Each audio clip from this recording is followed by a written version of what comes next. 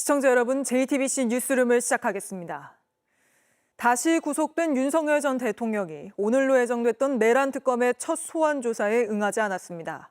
윤 전 대통령은 그저 건강상 이유라고만 밝혔는데 구속 기간이 최대 20일인 만큼 시간 끌기에 나선 거 아니냐는 비판이 나옵니다. 특검은 즉각 윤 전 대통령 건강이 실제 안 좋은지 확인해달라고 구치소에 요청했고 강제 구인에 나서는 방안도 검토 중입니다. 첫 소식 윤정주 기자입니다. 윤석열 전 대통령에게 출석을 통보한 시각은 오늘 오후 2시입니다. 하지만 윤 전 대통령은 내란 특검 사무실에 나타나지 않았습니다. 박지영 내란 특검보는 윤 전 대통령이 건강상 이유로 응할 수 없다는 불출석 사유서를 제출했다고 밝혔습니다. 불출석 사유서의 자세한 내용은 없던 것으로 알려졌습니다. 특검팀은 곧바로 서울구치소 측에 윤 전 대통령의 건강 상태를 묻는 공문을 보냈습니다. 윤 전 대통령이 구치소 입소 때 받은 건강검진과 수용자 관리 과정에서 특검에 나와 조사를 받을 수 없는 건강상 문제가 발견됐는지 확인 절차에 들어간 겁니다. 특검팀은 서울구치소 측 자료를 검토한 뒤 추가 조치를 취할 계획입니다. 필요하면 의학 전문가 의견도 참고하겠다고 했습니다. 불출석 사유가 합당한지 꼼꼼히 따져보고 그렇지 않을 경우 형사소송법에 따라 절차를 진행하겠다는 겁니다. 그러면서 구속엔 구금과 구인이 포함되고 그런 관점에서 다음 단계를 검토한다는 의미란 설명을 덧붙였습니다. 이 때문에 이르면 이번 주말 재차 출석을 통보한 뒤 또다시 불응할 경우 즉각 강제 구인에 나설 것이라는 관측이 나옵니다. 특검팀은 구치소 방문 조사는 없다고 선을 그었습니다. 소환 조사가 원칙임을 분명히 했습니다. 특검팀은 윤 전 대통령 구속영장에 공범으로 적시된 한덕수 전 총리 등 국무위원들에 대한 신병 확보 시도 가능성에 대해선 사실관계 조사를 통해 필요하면 하겠다고 말했습니다. JTBC 윤정주입니다. 보신 것처럼 윤 전 대통령이 소환에 불응하면서 구속기간 최장 20일 중 하루가 허무하게 날아갔습니다.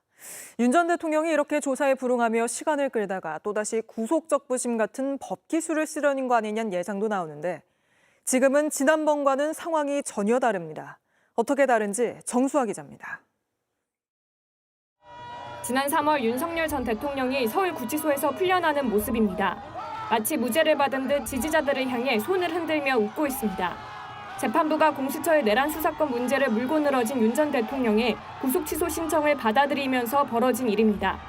윤 전 대통령은 이보다 앞선 지난 1월에는 공수처의 체포가 부당하다며 체포 적부심도 신청했었습니다. 이를 두고 검찰총장 출신인 윤 전 대통령이 석방을 위해 온갖 법기술을 동원하고 있다는 지적이 나왔습니다.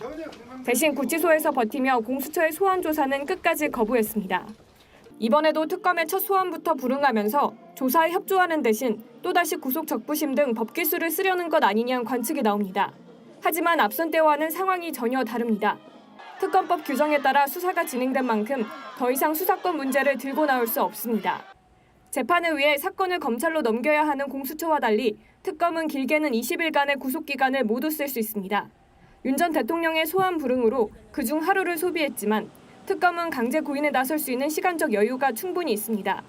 특검은 체포 저지와 비아폰 삭제 지시, 국무위원 심의권 침해 등을 둘러싼 8개 혐의를 조사한 뒤 윤 전 대통령을 구속 상태로 재판에 넘길 계획입니다. JTBC 정수아입니다. 김건희 집사 게이트와 관련해 저희가 단독 취재한 내용으로 이어가겠습니다. 김건희 특검이 도피성 출국을 한 걸로 의심되는 집사 김혜성 씨뿐 아니라 그 배우자 역시 피의자로 입건하고 출국 금지했습니다. 집사 김 씨의 회사가 대기업들로부터 투자받은 184억 원 중 46억 원이 바로 김 씨 부인이 유일한 이사로 있는 회사의 지분을 사들이는 데 쓰인 겁니다. 특검은 이 회사가 집사 김 씨의 차명 회사라고 의심하고 있습니다. 먼저 연주환 기자의 단독 보도입니다. 김건희 일가 집사 게이트 수사에 본격 착수한 특검이 핵심 인물 김혜성 씨의 부인 정모 씨도 피의자로 입건하고 출국 금지 조치를 내린 것으로 확인됐습니다. 현재 한국에 머무르고 있는 걸로 보이는 정 씨는 김 씨가 베트남으로 출국한 상황에서 수사의 중요한 돌파구인 셈입니다. 2023년 6월 대기업들은 사모펀드를 통해 김 씨가 몸담았던 회사 IMS 모빌리티에 184억 원을 투자합니다. 당시 누적 손실 346억 원의 IMS에 투자한 곳은 한국증권금융, 카카오 모빌리티, HS 효성, 신한은행, 키움증권. 그런데 184억의 투자금 중 46억 원을 IMS의 기존 주식을 갖고 있던 이노베스트 코리아라는 회사에 지분을 매입하는 데 사용합니다. 2021년 김 씨는 IMS의 지분 4.64%를 갖고 있었는데 윤 전 대통령이 취임한 2022년 김 씨의 지분은 사라지고 이노베스트 코리아의 지분이 4.64%가 됩니다. 그런데 이 회사의 유일한 이사는 김 씨의 아내 정모 씨였습니다. 특검이 이 회사가 사실상 김 씨의 차명 회사라고 의심하는 이유입니다. 하지만 베트남으로 도피성 출국을 한 김 씨처럼 정 씨 역시 소재지가 불분명합니다. 특검 측은 김 씨의 베트남 연락처를 알지 못하며 김 씨의 부인은 휴대전화를 해지해 연락이 되지 않는다고 전했습니다. 최근 김 씨는 지인을 통해 일부 언론에 자진 귀국해 특검 조사에 응하겠다는 입장을 밝혔습니다. 오늘 특검은 귀국 의사를 김 씨가 직접 밝히라고 했습니다. 특검은 현재 김모 씨로부터 직접적으로나 간접적으로 출석 의사를 전달받은 적이 전혀 없습니다. 또 김 씨가 빠른 시일 내에 연락해 온다면 언제든지 정해진 법과 절차에 따라 수사를 진행할 것이라고 했습니다. 특검은 자료를 보완한 뒤 압수수색 영장을 다시 청구하는 방안을 검토하고 있습니다. JTBC 연지환입니다. JTBC는 김건희 집사 김예성 씨가 베트남으로 출국한 날짜도 취재했습니다. 올 4월 20일로 민주당이 김건희 특검법 재발의를 예고하고 딱 사흘 뒤입니다. 김 씨의 부인과 관련한 수상한 행적도 포착됐는데 계속해서 박현주 기자가 단독 보도합니다. 올 4월 17일 국회 본회의에서 내란 특검법과 명태균 특검법이 부결되자 더불어민주당은 곧바로 더 강력한 특검법을 추진하겠다고 예고했습니다. 지금은 단 2표가 모자랐으나 이제 얼마 남지 않았습니다. 제가 다시 대표 발의할 예정입니다. 4월 4일 윤석열 전 대통령이 파면된 만큼 의혹 전반을 살펴봐야 한다는 취지에서입니다. 결국 민주당을 비롯한 5개 정당은 지난 4월 25일 내란 특검법과 김건희 특검법을 재발의했습니다. 그런데 JTBC 취재 결과 김건희 일가 집사 김예성 씨는 특검법안 재발의를 예고한 지 사흘이 지난 4월 20일 베트남으로 출국했습니다. 김 씨는 자신이 몸담았던 렌터카 업체 IMS가 손실만 346억 원의 부실 기업인데도 여러 대기업으로부터 184억 원을 투자받아 그 배경에 김 여사가 있는 것 아니냐는 의심을 받던 상황. 수상한 행적은 이뿐만 아닙니다. 대기업들로부터 받은 투자금의 4분의 1에 해당하는 46억 원을 챙긴 이노베스트 코리아의 유일한 사내이사이자 김 씨의 부인 정모 씨는 윤 전 대통령이 파면된 지 일주일도 지나지 않은 지난 4월 10일 본점을 바꿉니다. 제주도에 있던 회사를 서울 강남으로 옮겼습니다. 직접 회사로 가봤지만 정 씨를 찾아볼 수 없었습니다. 저기 업체는 공용만 활용하시는 걸 기억하셔가지고 사무실에 안 나오시거든요. 특검은 김 씨의 증거인멸과 도주 우려로 압수수색 영장을 청구했지만 법원은 특검법상 수사 대상이 아니라며 기각했습니다. 민주당은 아예 특검법을 바꾸겠다고 나섰습니다. 사건 수사 과정에서 인지된 관련 범죄 행위는 특검의 분명한 수사 대상입니다. 특검도 분명한 수사 대상에 해당한다며 영장을 재청구할 방침입니다. JTBC 박현주입니다. 김건희 집사 회사는 대기업 등으로부터 184억 원을 투자받은 그해 외부 용역 명목으로 92억 원을 지출했습니다. 그러니까 거액의 투자금이 들어오자마자 절반이 바로 회사 밖으로 빠져나간 겁니다. 특검은 비자금이라고 의심하고 있습니다. 양빈현 기자입니다. 2023년 중순 카카오 모빌리티 HS 효성, 한국증권금융 등은 렌터카 업체 IMS에 184억 원을 투자했습니다. 자본금 3억 원, 누적 손실은 346억 원인 부실 기업이었습니다. 184억 원 중 46억 원은 김건희 모녀의 집사 김예성 씨의 지분을 사들이는 데 쓰였습니다. 투자금 중 138억 원만 회사로 들어온 겁니다. 이 가운데 78억 원은 계열사 IMS 모빌리티로 재투자됐습니다. 그해 IMS 모빌리티는 외주 용역비 명목으로 92억 원을 지출했습니다. 2021년엔 외주 용역비가 2억 원에 불과했고 2022년엔 아예 없었습니다. 투자를 받자마자 외주 용역비란 명목으로 거액이 회사 밖으로 빠져나간 겁니다. 김건희 특검은 투자를 가장해서 비자금을 조성한 것으로 의심하고 있습니다.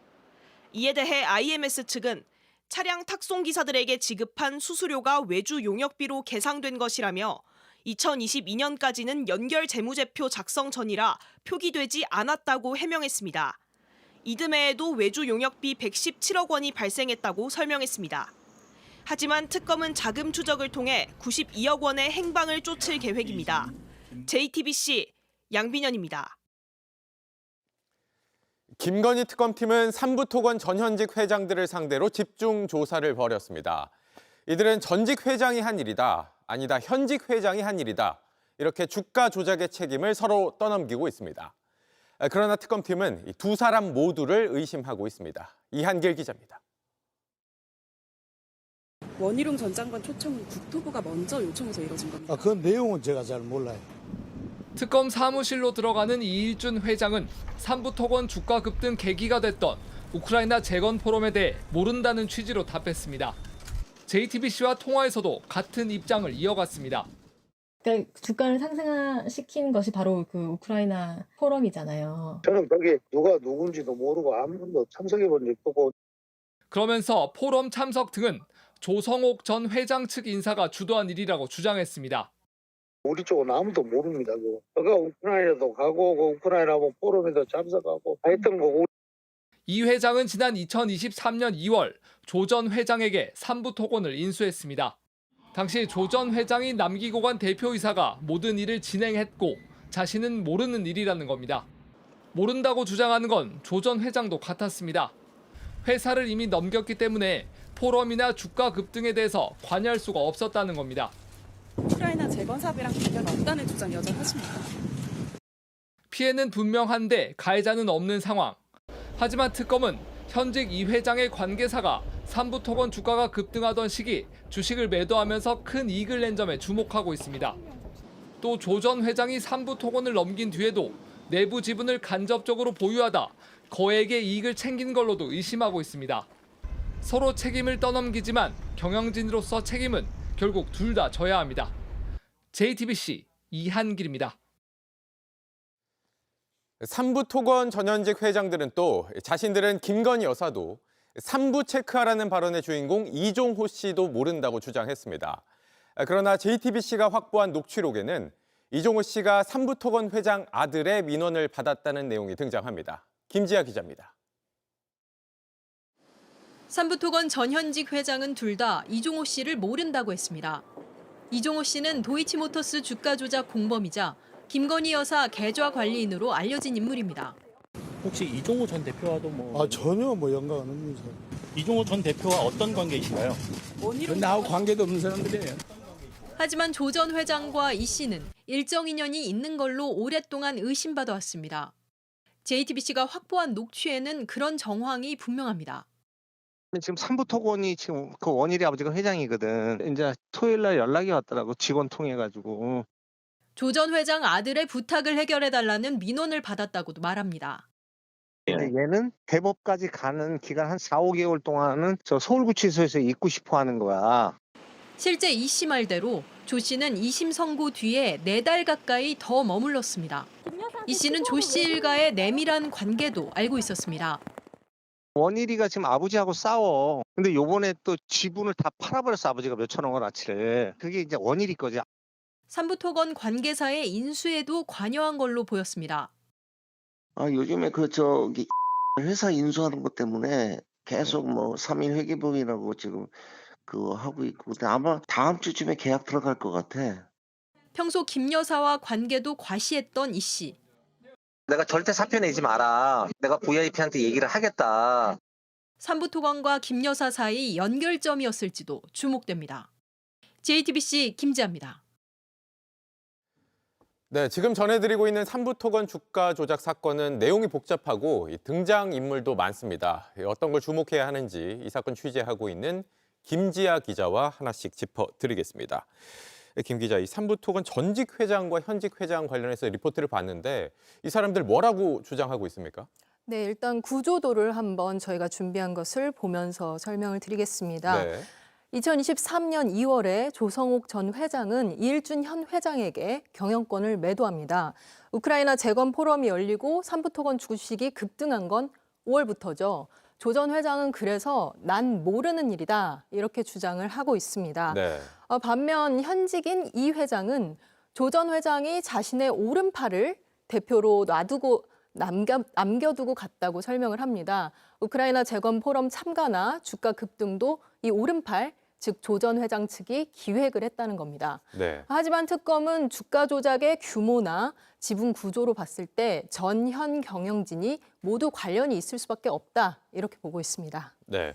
그리고 특검이 주가 조작을 실행한 핵심으로 꼽는 인물이 또 있죠? 네, 계속 구조도를 보면서 설명을 드리겠습니다. 네. 특검은 이 인물을 의심하고 있습니다. 계속 구조도를 보면서 설명을 드리면 현 이일중 회장 밑에서 있는 이른바 그림자 부회장이라고 불렸던 인물입니다. 네. 이 인물은 이번 사건과 유사한 주가 조작 수법으로 유죄 판결을 받은 전력이 있습니다. 지난 2009년 인도네시아에서 금광 채굴 MOU를 맺었다며 홍보 기사를 낸 적이 있는데요. 주가가 급등했지만 사기였습니다. 네. 우크라이나 재건 이슈 MOU로 주가를 급등시킨 이번 사건과 비슷한 수법이죠. 특검이 의심할 수밖에 없는 대목입니다. 네. 그렇군요. 또 이 사건이 김건희 여사와 연결되는 이유는 김 여사의 계좌 관리인 이종호 씨 때문이죠? 네, 그렇습니다. 삼부토건 주가 급등 배경에는 김건희 여사와 젤란스카 여사의 회동, 그리고 원희룡 장관의 우크라이나 재건 포럼 참여 등이 있었죠. 국가가 주가 조작에 나선 사건이 아니냐 이런 말까지 나왔던 이유입니다. 하지만 앞서 리포트에서 보신 것처럼 조 전 회장 혹은 조 씨 일가가 이종호 씨와 일정 인연이 있다는 정황은 계속 나오고 있습니다. 네. 이런 이 씨는 김 여사 계좌 관리인이자 삼부체크 발언 당사자죠. 결국 이 구조도 안에 있는 누구도 특검의 수사망에서 자유로울 수는 없을 걸로 보입니다. 네, 여기까지 듣겠습니다. 김지아 기자였습니다. 네, 이런 가운데 최상병 특검팀이 윤석열 전 대통령의 서초동 자택을 압수수색했습니다. 특히 이 과정에서 윤 전 대통령이 사용하던 휴대전화를 확보했습니다.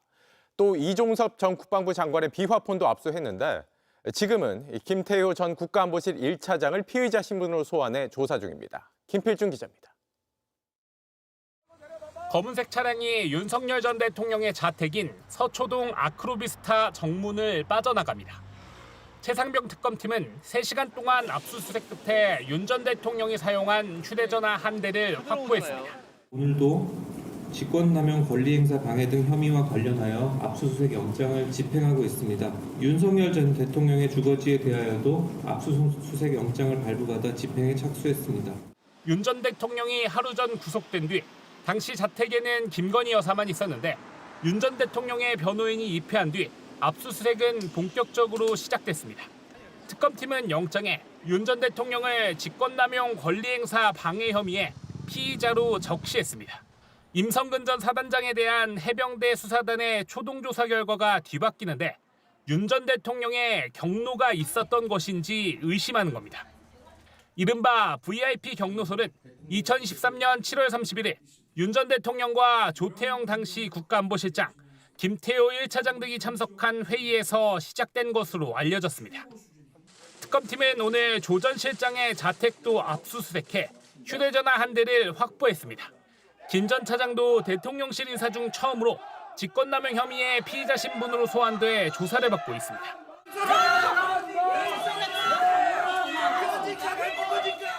어제 특검은 당시 회의의 또 다른 참석자로 알려진 임기훈 국방비서관 등에 대한 압수수색도 진행했습니다. 수사 열흘 만에 경로설 회의에 참석한 윤 전 대통령 등 주요 인물 모두에 대한 강제 수사에 돌입한 겁니다. 앞으로 특검은 압수물 분석을 토대로 관련자들 추가 소환을 이어갈 예정입니다. JTBC 김필준입니다. 특검팀은 또 VIP 경로설이 불거졌을 당시 국가안보실 2차장이었던 임종득 국민의힘 의원에 대해서도 압수수색에 나섰습니다. 특검 수사가 소속 의원에게까지 번지자 국민의힘 의원들은 임 의원 사무실 앞으로 몰려가서 거세게 반발했습니다. 계속해서 최현수 기자입니다. 국회의원회관 임종득 의원 사무실로 굳은 표정의 국민의힘 의원들이 속속 도착합니다. 최상병 특검의 압수수색 소식이 전해지자 송원석 비상대책위원장이 의원들에게 모두 모여달라며 집합령을 내린 겁니다. 네, 유상범 수석이에요.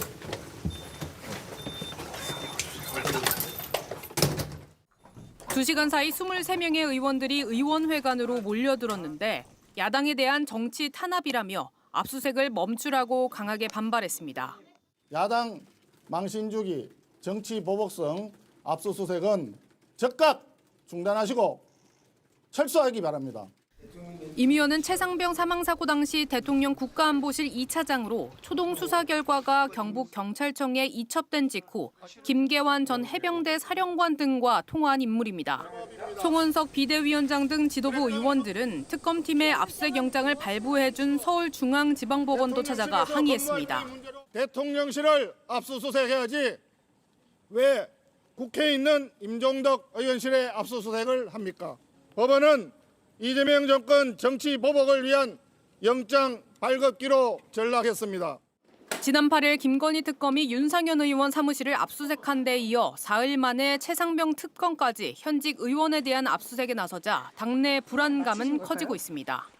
결국 이번 일을 계기로 해서 국민의힘 의원들 전원을 대상으로 유사한 사례가 재현될 거라는 그런 불안감, 또 그런 부분에 대한 우리 의원님들의 불만, 이런 것들이 많이. 국민의힘은 특검 대응 TF를 꾸리는 등 대응 방안을 찾겠다고 했지만 이렇다 할 방법은 없는 상황입니다. JTBC 최현수입니다. 내란 특검은 한덕수 전 총리에 대해서도 수사를 벌이고 있습니다. 그런데 공수처가 지난 4월 대통령 권한 대행이던 한 전 총리에 대해 압수수색 영장을 청구했지만 법원에 제동이 걸렸던 걸로 파악됐습니다. 권한 대행이란 자리가 방패가 된 게 아니냐는 지적이 나옵니다. 여도현 기자의 단독 보도입니다. 한덕수 전 총리는 대통령 권한 대행이던 지난해 12월 국회가 추천한 헌법재판관 3명을 임명하지 않았습니다. 여야가 합의하여 안을 제출하실 때까지 저는 헌법재판관 임명을 보류하겠습니다. 당시 헌재는 재판관 6인 체제여서 신임 재판관 임명 없이는 탄핵 심판 선고가 불가능했습니다. 국회는 한 전 총리가 윤 전 대통령의 탄핵 심판을 맡고 있다며 탄핵안을 의결했습니다. 결국 권한 대행을 이어받은 최상목 당시 경제부총리가 재판관 2명을 임명하면서 윤 전 대통령은 파면됐습니다. 한 전 총리는 탄핵이 기각돼 업무에 복귀했지만 재판관 불임명 사건으로 고발됐습니다.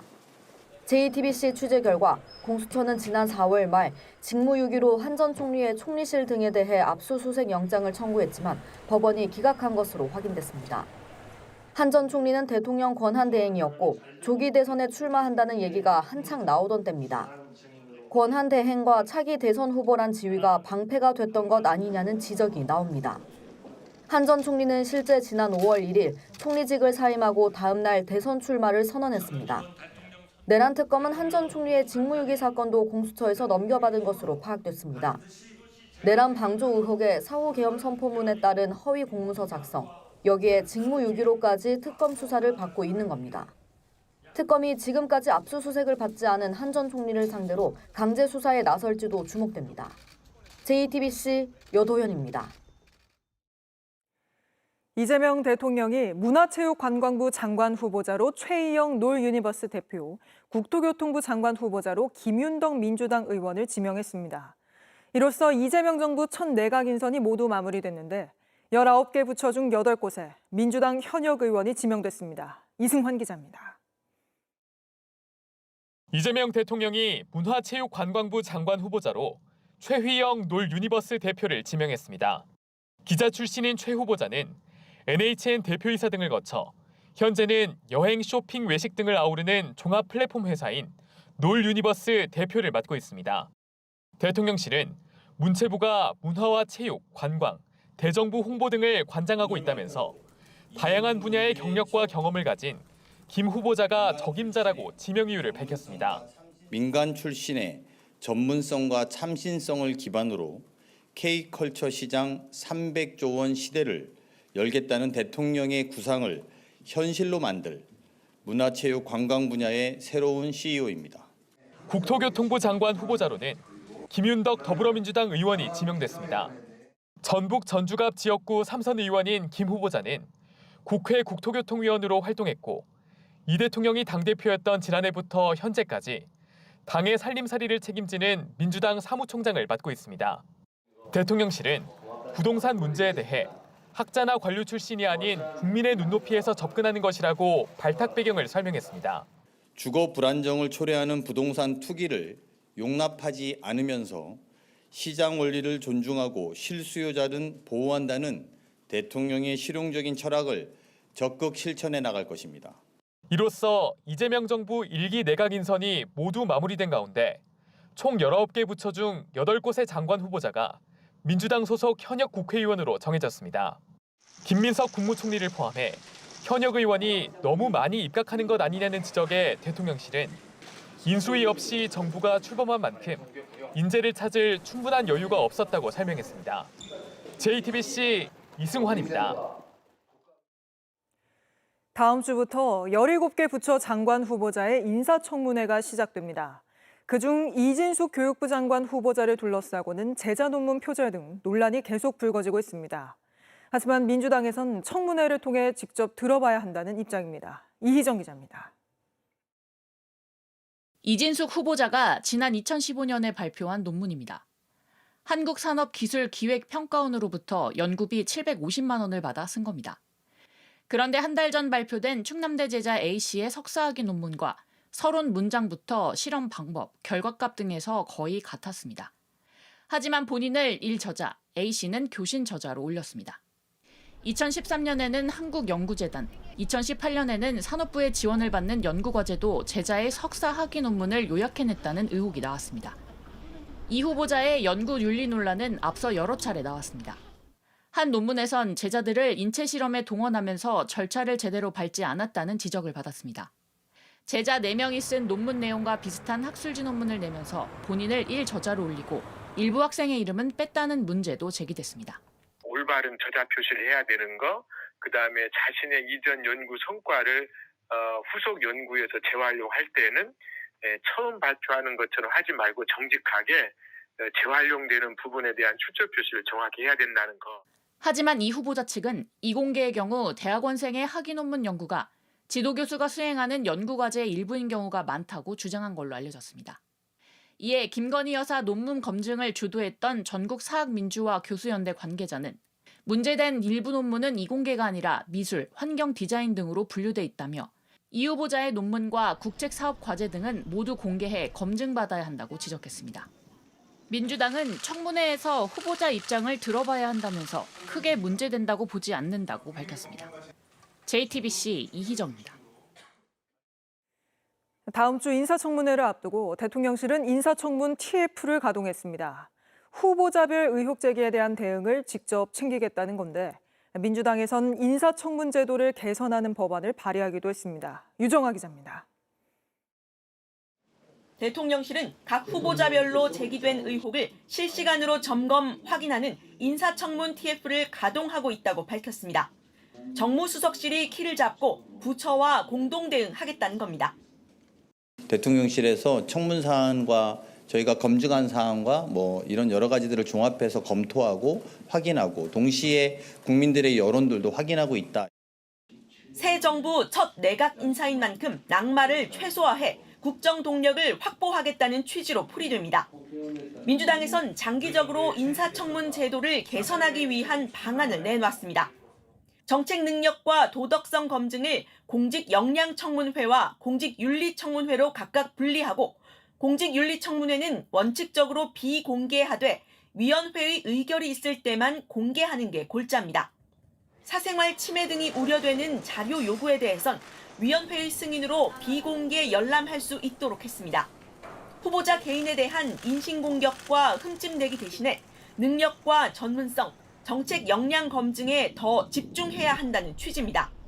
대신 청문회 기한은 20일에서 30일로 열흘 연장하는 방안이 담겼습니다.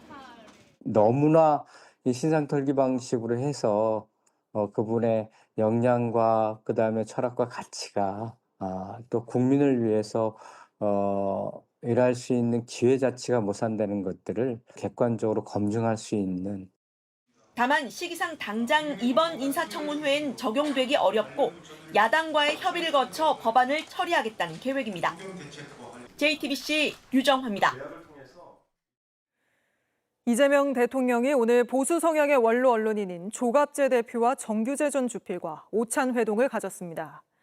선거 당시 지지를 보낸 두 사람과의 만남은 대선 이후 처음인데 대통령실은 국민 통합의 지혜를 구하는 자리였다고 설명했습니다. 최규진 기자입니다. 이재명 대통령과 조갑재 대표, 정규재 전 주필이 기념사진을 찍습니다. 정통 보수 논객인 두 사람은 지난 대선에서 이 대통령을 공개 지지했습니다. 대통령실은 대선 후 다시 만나자는 약속을 지키기 위해 이 대통령이 직접 초청했다고 설명했습니다. 이 대통령은 대한민국의 대통령, 모두의 대통령이 되기 위해 국민 통합에 앞장서겠다면서 두 원로 언론인의 참여와 지혜를 요청했습니다. 2시간 동안 이어진 오찬 회동에선 정치부터 교육까지 폭넓은 주제로 대화가 오갔습니다. 정 전 주필은 투자 환경 조성을 위해 증여와 상속세 혜택 방안을 고려해 줄 것을 요청했습니다. 또 지자체 평가에 따라 지원을 차등하자는 제안에 이 대통령은 지방에서도 기업하기 좋은 환경을 만들겠다고 답했습니다. 정 전 주필은 JTBC에 민주당 당대표 선거와 보수 재건에 대해서도 대화했다고 밝혔습니다. 똑같다. 이기는 사람이 내 편이다. 뭐 이러면서 같이 웃고 그랬죠. 보수는 지금 상태로 재건되어도 안 된다고. 더 반성해야 된다 이런 얘기를 했다고. 농담으로 우리가 뭐 극우냐 극좌냐가 그냥 되냐. 나는 가만히 있는데 세상이 휙 왼쪽으로 가면 우파가 되고 세상이 휙 오른쪽으로 하면 좌파가 되는 거다 이러면서 배를 잡고 웃고 그랬어요.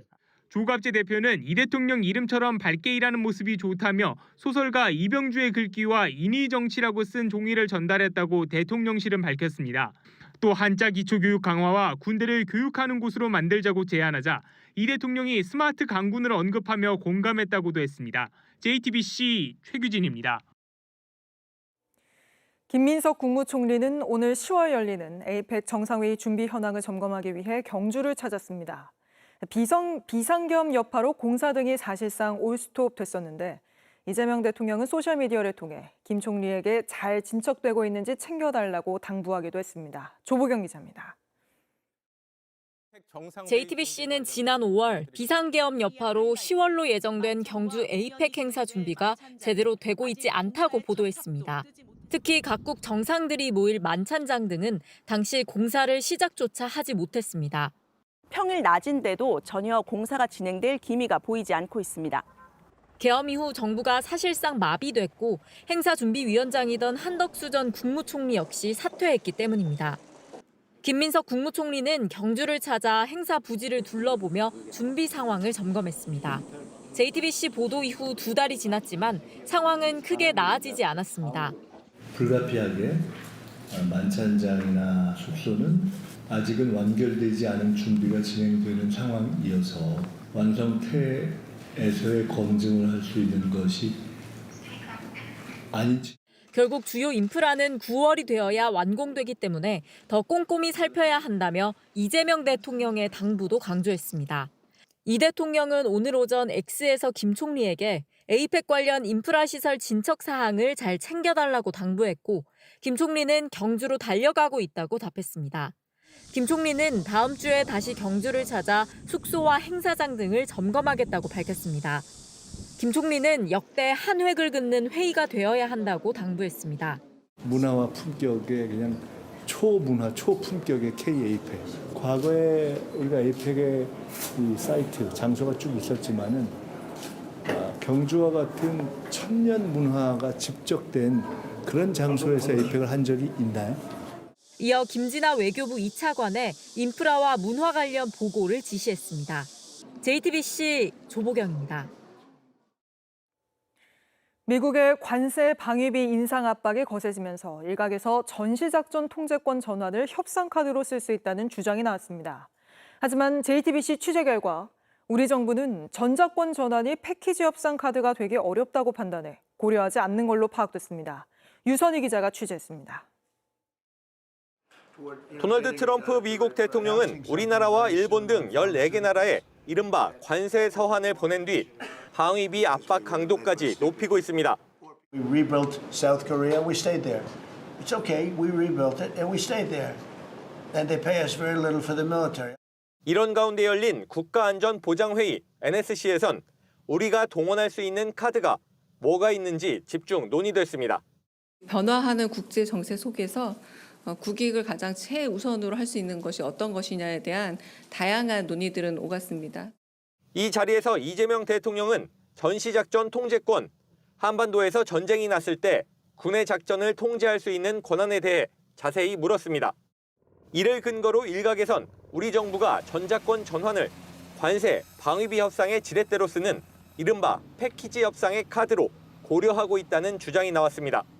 그러나 대통령실 관계자는 관세 협상이나 방위비 카드로 논의된 건 아니었다면서 전작권 전환이 미뤄진 배경이나 돌려받게 됐을 때 문제점 등을 묻고 답하는 자리였다고 설명했습니다. 구체적으로 전작권 전환 방안을 논의하거나 새 정부 들어 유의미한 진전이 있었던 건 아니라는 겁니다. 특히 대통령실 고위 관계자는 전작권 전환은 예전부터 추진돼 온 현안이라면서 미국이 전작권을 협상 카드로 여길 가능성이 작다고 선을 그었습니다. 앞으로도 관세, 방위비 협상용으로 전작권 전환을 내세우긴 어려울 거라는 의미로 풀이됩니다. 다만 정부는 이 대통령이 공약한 대로 한미동맹을 기반으로 한 전작권 전환은 관세, 방위비 협상과 별개로 지속 추진한다는 계획입니다. JTBC 유선입니다. 국민의힘이 오늘 발표된 갤럽 여론조사에서도 또 한 번 10%대 성적표를 받아든 가운데 당내에선 혁신위가 어제 계엄과 탄핵에 대해 사죄한 걸 두고 불만이 쏟아지고 있습니다. 내부 총질부터 뜯어 고쳐야 한다. 끝없는 갈등만 되풀이하는 자충수다. 이런 반발이 나오는 겁니다. 구민주 기자입니다. 오늘 발표된 한국갤럽 여론조사에서 국민의힘 지지율은 19%로 지난주에 비해 3%포인트 하락했습니다. 20%대 아래로 떨어진 건 2020년 11월 이후 처음입니다. 43%를 기록한 민주당과는 더블 스코어 이상 격차를 보였고 서울에선 15%로 나타났습니다. 싸늘한 민심을 회복하겠다며 윤희숙 혁신위는 전날 대국민 사죄문과 함께 혁신안을 발표했습니다. 대통령 부부의 전횡을 바로잡지 못하고 비상계엄에 이르게 된 것에 책임을 깊이 통감하며 대통령 탄핵에 직면해서는 깊이 반성하고 사죄드립니다. 하지만 이마저도 하루 만에 각종 불만의 목소리가 터져나왔습니다. 윤석열 전 대통령의 탄핵을 반대했던 장동혁 국민의힘 의원은 언제까지 사과만 할 거냐며 내부 총질을 하는 못된 습성을 고쳐야 한다고 했고 나경원 의원도 혁신안은 끝없는 갈등만 되풀이하는 자충수라고 비판했습니다. 조경태 의원은 혁신안에 인적 청산이 빠졌다고 지적했습니다. 지난 겨울에 있었던 그런 일에 대해서 일선 후퇴 또는 총선 불출마 이런 내용들이 사과 내용에 담겨져 있어야 된다. 인적 청산을 하지 않으면 백약이 무효다. 이에 혁신위는 인적 쇄신안을 이번 주말쯤 발표하겠다고 했는데 쇄신 대상과 범위를 두고 또 다른 갈등이 불거질 수 있다는 전망이 나옵니다. JTBC 구민주입니다. 오늘도 서울 등 서쪽 지역 대부분은 폭염경보가 내려졌습니다. 최소 주말까진 이렇게 더울 걸로 전망되는데 언제쯤 폭염이 꺾일지 박상욱 기자가 보도합니다. 한낮 빌딩 숲의 기온은 36도로 뜨겁게 달아올랐습니다. 시원한 건물의 밖으로 발걸음을 옮기기 무서울 정도입니다. 정말 출퇴근이 제일 힘든 것 같습니다. 여기랑도 한 10분 정도 거리가 있어서 오고 가고 하는데 좀 많이 힘든 것 같아요. 한 주 내내 이어진 극한 폭염에 비를 바라는 시민들도 늘었습니다. 지금 이것도 사실 여자친구 양산인데 도저히 이거 쓰지 않으면 안 될 날씨라서 햇빛이 워낙 강해서 차라리 좀 비라도 쏟아졌으면. 주말을 기점으로 무더위는 잠시 숨고르기에 들어갑니다. 일요일 오후부터 기압골이 한반도를 거치면서 티베트 고기압과 북태평양 고기압의 이중 열돔이 깨지게 됩니다.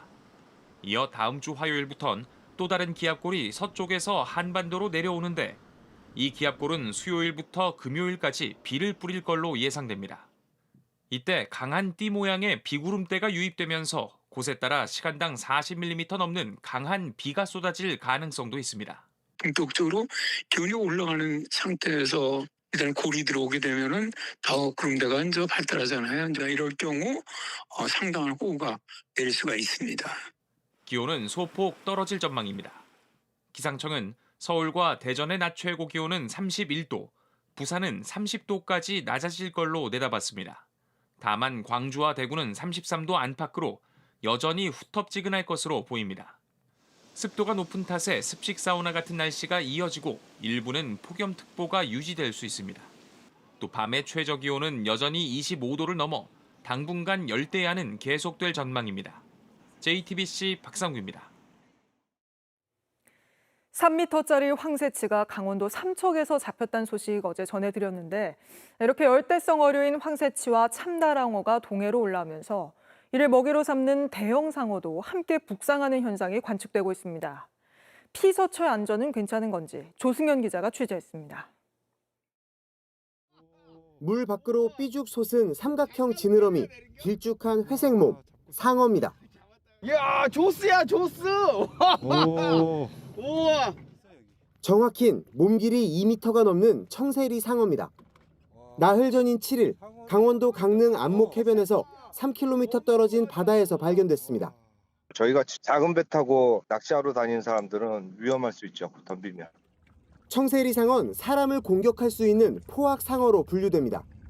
지난해 동해 연안에서 잡힌 상어는 44마리, 모두 포악 상어였습니다. 청상아리가 가장 많고 백상아리도 한 마리 있었습니다. 동해안의 상어는 해마다 급증하고 있고 올해는 벌써 17마리가 잡혔습니다. 상어가 늘어난 건 열대 어류인 참다랑어, 황새치 등이 북상했기 때문입니다. 동해로 난류성 어종들이 많이 유입되는데 대형 상어류들이 먹이 활동을 위해서 동해 연안까지 접근하는 것으로 추정하고 있습니다. 상황이 이러니 당장 해수욕장이 걱정입니다. 제 안내 표지판 보니까 조금 아이들도 있다 보니까 좀 조심해야겠다는 생각은 해봤습니다. 일부는 상어를 막는 그물을 쳤지만 예산 등의 문제로 없는 곳이 더 많습니다. 해경에도 비상이 걸렸습니다.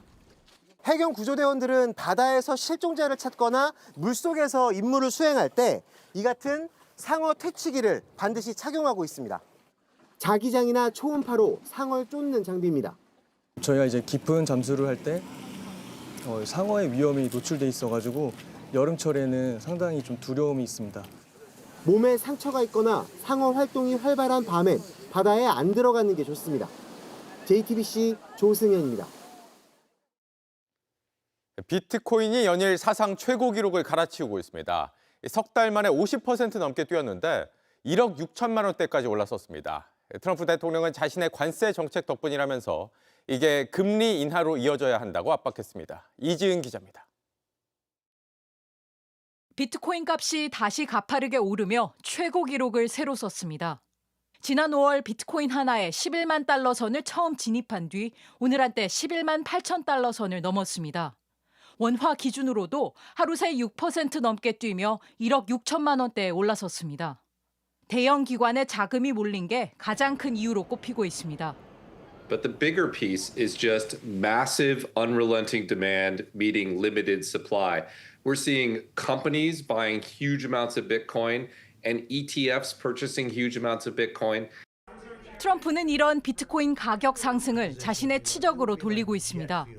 수백조 원을 관세로 걷어들이면서 시가총액 4조 달러를 돌파한 엔비디아 주가는 물론 가상화폐도 지붕을 뚫고 치솟는 성과를 거두고 있다는 겁니다.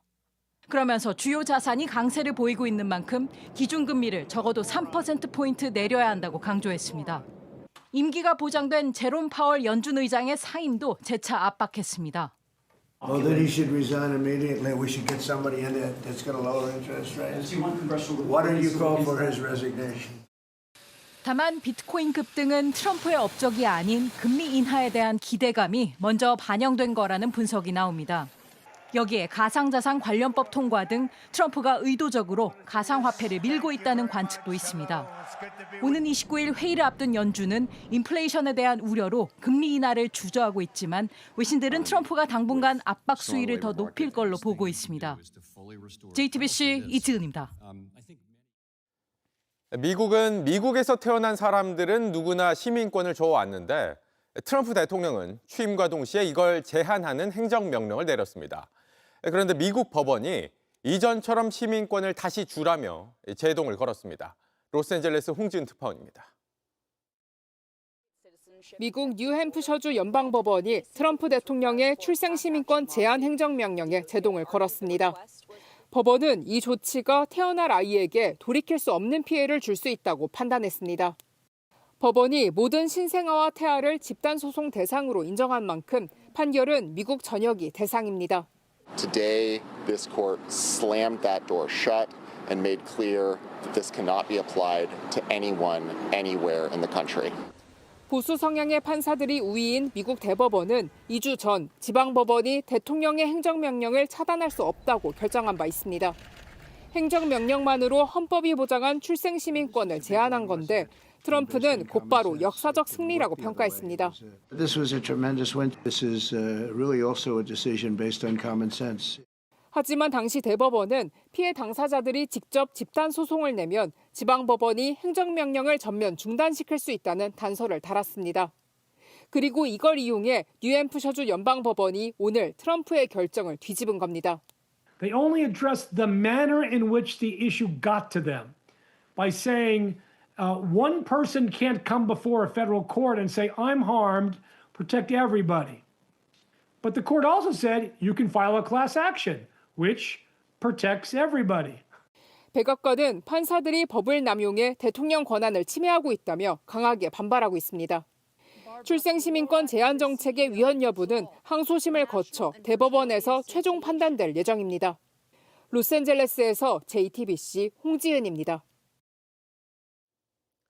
지난해 서울 동대문의 음식물 쓰레기 처리 시설에서 큰 불이 났는데 이게 1년 넘게 흉물처럼 방치되고 있습니다. 악취 문제가 심각한데도 운영사가 나몰라라 하고 있는 상황인데 결국 구청이 30억 원 넘는 예산을 투입했습니다. 김휘란 기자가 취재했습니다. 검은 연기가 쉴 새 없이 치솟습니다. 지난해 5월 음식물 쓰레기 처리 시설 동대문 환경자원센터에서 큰 불이 났습니다. 탈취설비 과열로 생긴 불은 건물 지하 3층을 모두 태웠습니다. 1년이 흐른 뒤 다시 현장을 찾았습니다. 겹겹이 처진 통제선 뒤로 운영사 파산 선고라는 안내가 붙어 있습니다. 유해 화학물질 취급 사업장이라고 적힌 지하 통로입니다. 이 입구까지 폐수가 가득 고여 있는 모습인데요. 악취도 심하게 납니다.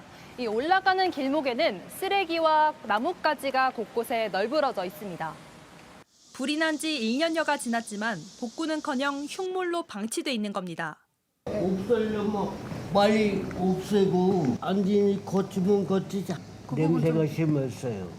센터 운영사인 동대문 환경개발공사는 지난 4월 돌연 파산을 신청했습니다. 동대문 환경개발공사는 지분 100%를 가진 중견건설사 서희건설의 자회사입니다. 서희건설은 지난 2010년, 2030년까지 운영을 책임지는 조건으로 세금 600억 원을 지원받아 동대문 환경자원센터를 설립했습니다. 당시 동대문구와 맺은 협약에 따르면 공사가 의무를 다하지 못하는 경우 출자자인 서희건설이 책임을 대신한다는 조항이 있습니다. 하지만 서희건설은 화재 복구에 아무런 책임을 다하지 않고 있습니다. 결국 동대문구는 시급한 악취 문제부터 해결하기 위해 추경 예산 33억 원을 투입해야만 했습니다. 서희하고의 법적인 문제는 둘째인 거고 주민들이 불편을 겪는 건 먼저니까 저희가 오히려 시비를 가져오고 부비를 투여를 해서 냄새 저감 장치를 저희가 설치를 했거든요. 동대문구는 370억 원에 달하는 복구 비용을 감당하지 않기 위해 파산 신청을 한 것으로 보인다며 서희건설을 상대로 가능한 모든 법적 대응을 준비 중이라고 밝혔습니다. 서희건설 측은 JTBC에 아무런 입장이 없다고 밝혔습니다. JTBC 김희란입니다. 최근 유명 배우가 이혼한 전 남편의 동의 없이 시험관 시술로 아이를 임신했다고 밝힌 건 놓고 갑론을박이 벌어지고 있습니다. 의학기술의 발전으로 법이 예측하지 못한 가족 형태가 나타났다는 말이 나오는데 쟁점이 뭔지 송승환 기자가 정리했습니다. 생명윤리법에서는 임신을 위해 배아를 만들기 전 의료기관에서 정자와 난자 기증자의 동의를 받도록 규정합니다. 그런데 둘 중 한 명이 배아 이식을 동의하지 않으면 의료기관에 반드시 그 의사를 전달해야 합니다. 이혼 후 수정된 배아를 이식할 때 별도로 동의를 받아야 한다는 규정은 따로 없는 겁니다. 전 남편이 자신의 동의 철회권을 행사했으면 되는데 자기의 권리를 제대로 행사하지 못해서 생긴. 의료계에서도 문제는 없다고 봤습니다. 여성의 자기 결정권이 가장 그 상황에서는 최선이거든요. 이혼 후 배아 이식을 한 뒤 아이가 태어난다면 혼인 후에 출생자가 됩니다. 이때 전 배우자와 출생아는 인지 절차를 거쳐야만 법적으로 부모-자녀 관계가 됩니다. 그러면 출생 시점으로 소급해서 모든 권리와 의무가 생깁니다. 자녀를 위한 권리잖아. 합의 없이 출생을 했다든가 이런 이유가 자식한테는 해당이 되지 않아요. 전 배우자는 자녀가 성인이 될 때까지 양육 등을 책임져야 합니다. 양육비 받고 면접 교섭 이제 아빠 입장에선 하고 나중에 아빠가 이제 사망했을 때 상속 받고. 다만 임신을 원치 않았다면 법적 다툼을 통해 양육비가 조정될 수 있고 손해배상 청구도 할 수는 있습니다. 이번 일을 계기로 배아의 생명 윤리와 법적 지위 등 사각지대는 없는지 논의가 필요하다는 목소리가 높습니다. JTBC 송승환입니다. 여름 휴가 성수기인데도 한국인들이 가장 여행을 많이 간다는 일본의 항공권 가격이 뚝 떨어졌다고 합니다. 7월 대지진 설 때문에 일본 여행을 포기하는 경우가 늘면서 이 여행 업계에도 비상이 걸렸습니다. 임지수 기자입니다. 최근 인터넷 여행 카페엔 일본의 7월 대지진설 때문에 일본 여행이 꺼려진다는 글이 자주 올라옵니다.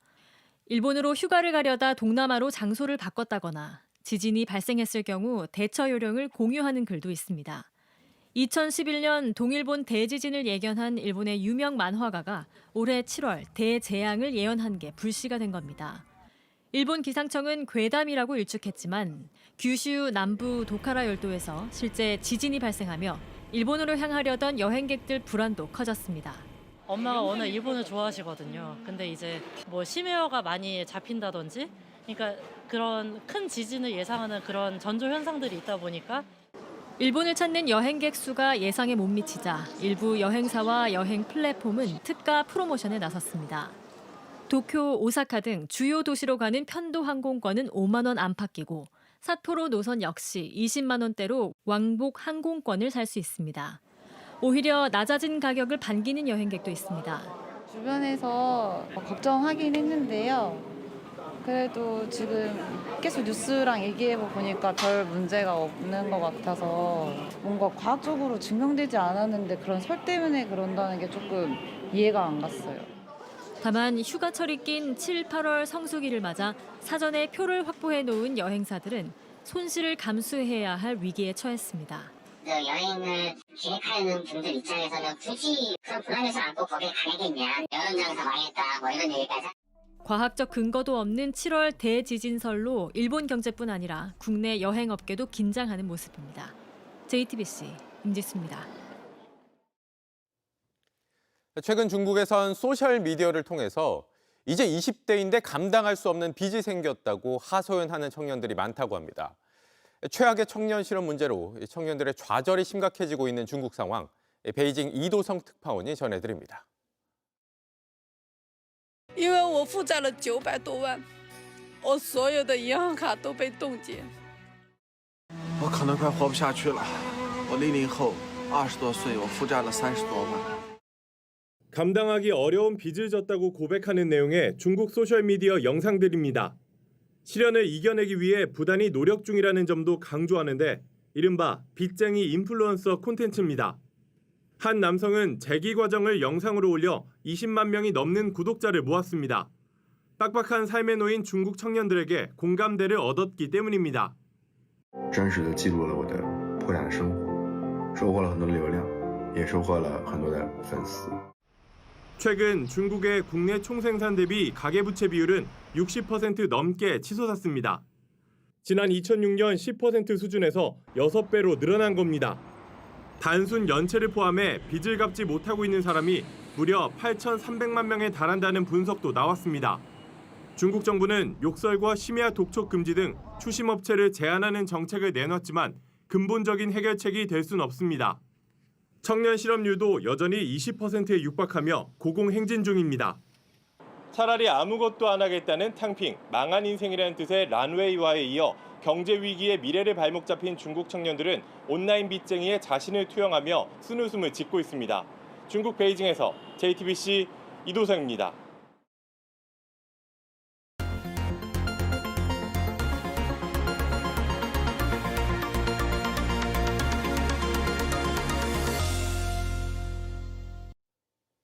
칡덩굴은 무서운 속도로 번식하면서 주변을 녹색으로 뒤덮습니다.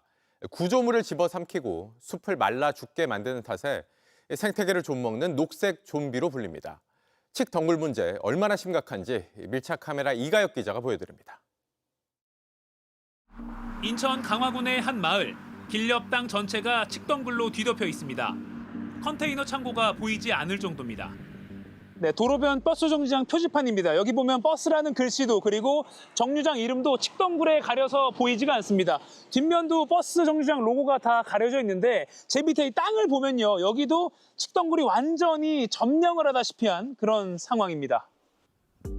버려진 게 아닌 사용 중인 표지판인데도 이 모양입니다. 거기에서 버스 탈 적에 그게 가려갖고 몇 번 저기를 했다고. 칡덩굴이 그거 하고 감고 올라가요. 당장 안전 문제와 직결된 곳도 있습니다. 이 왕복 6차선 국도변도 칡덩굴의 피해를 입고 있습니다. 여기 보시면 차량 회전 구간임을 알리는 주황색 반사판도 이렇게 칡덩굴 잎에 점점 뒤덮이고 있고요. 이 뒤에는 더 심각합니다. 이건 제가 가까이 와서야 이게 있다는 걸 알 정도였는데 이 도로 가장자리임을 알리는 하얀색 반사판은 아예 칡덩굴 잎에 완전히 뒤덮여서 보이지 않는 그런 상황입니다. 꽁꽁 엉켜 있어서 뜯어내기도 정말 제가 지금 힘을 최대로 줘도 뜯어내기조차 쉽지 않습니다. 여름엔 하루에만 줄기가 30에서 40cm씩 자랍니다. 칡덩굴에 점령당한 이 전신주는 당장 조치가 필요해 보였습니다. 보면 하루하루가 다르죠. 자라는 속도가 빠르다 보니까 약을 치지 않는 이상 빨리빨리 자라는 것 같아요. 지자체마다 매년 많게는 수십억씩 들여 제거하고 있지만 마치 땅 따먹기 하듯 칡덩굴은 더 빠르게 퍼지고 있습니다. 서서히 생태계를 파괴시키는 것도 문제입니다. 이 나무가 제주도에서 흔히 볼 수 있는 굴거리 나무입니다. 그런데 이 나무 주변을 좀 비춰주시죠. 이렇게 칡덩굴이 잔뜩 뒤덮고 있는 모습을 볼 수가 있습니다. 그러니까 정작 이 나무는 칡덩굴에 막혀서 햇볕을 제대로 받지 못해서 자라는데 어려움을 겪고 있는 겁니다. 한라산 국립공원, 세계자연유산 성산일출봉도 피해를 입고 있습니다. 기존에 있는 식물들은 죽게 되고 쫓겨나게 되잖아요. 아름다운 꽃들이 피어나고 원래 제주도 쪽 경관이 있었는데 그게 사라지고. 그래서 녹색 좀비라는 말까지 나옵니다. 제주도는 여름철 위주였던 제거 작업을 올해는 4계절 내내 촘촘하게 하기로 했습니다. 더위를 피해 이른 아침 모인 칡덩굴 제거 대원들.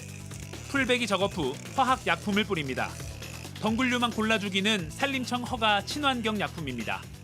이 약재가 그 수감 부위를 타고 올라가서 칡덩굴이 전체적으로 이제 고사시킬 수 있는 그런 약재를. 이 땅을 파보면 칡주두부, 쉽게 말해 칡뿌리가 나오는데요. 이 칡뿌리를 완전히 제거하지 않으면 결국엔 이 주변 땅으로 칡덩굴이 계속 자랄 수밖에 없기 때문에 그래서 체계적인 완벽한 총력 대응이 필요하다. 이게 현장의 목소리입니다. 제 옆에 이 소나무들은 나무통이 원래 이렇게 두꺼운 게 아닙니다. 칡덩굴이 수십 번을 휘감아서 이렇게 두껍게 보이는 겁니다. 칡덩굴을 당장 제거하지 않으면 이 소나무는 곧 죽게 될 수도 있습니다. 문제는 전국의 산림 면적 상당수가 지금 이 소나무 같은 처지라는 겁니다. 밀착 카메라 이가혁입니다.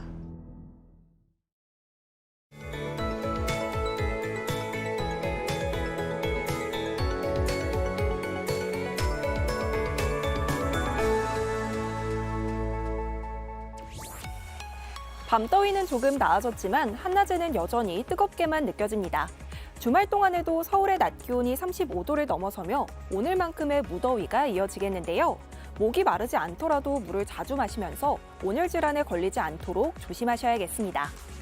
서쪽 지역에는 폭염 경보가 계속되는 반면 동쪽 지역은 내일도 동풍이 불어들면서 더위가 상대적으로 덜하겠습니다. 낮에는 맑은 하늘에 볕이 그대로 내리쬐며 전국의 자외선이 무척 강하겠습니다. 내일도 제주도에는 비와 함께 바람이 거세게 불겠고 오후에는 전남 일부 지역에 소나기가 지나겠습니다. 최저기온은 서울 24도, 대전 23도로 오늘 밤에도 열대야가 쉬어가는 곳이 많겠습니다. 하지만 서울의 낮 기온이 36도까지 오르는 등 한낮의 더위는 극심하겠습니다. 일요일에는 제주와 남부 곳곳에 비가 내리겠고요. 다음 주에는 폭염의 기세가 조금은 누그러지겠습니다. 날씨였습니다. 네, 조금 전 들어온 소식입니다. 서울구치소 측으로부터 윤 전 대통령의 건강 상태를 확인한 내란 특검이 조사에 응하지 못할 정도의 건강상 문제는 없다는 점을 확인했습니다. 이에 따라 특검팀은 14일, 다음 주 월요일 오후 2시까지 윤 전 대통령에게 출석할 것을 요청했습니다. 네, 뉴스룸 저희가 준비한 소식은 여기까지입니다. 시청해주신 여러분 고맙습니다.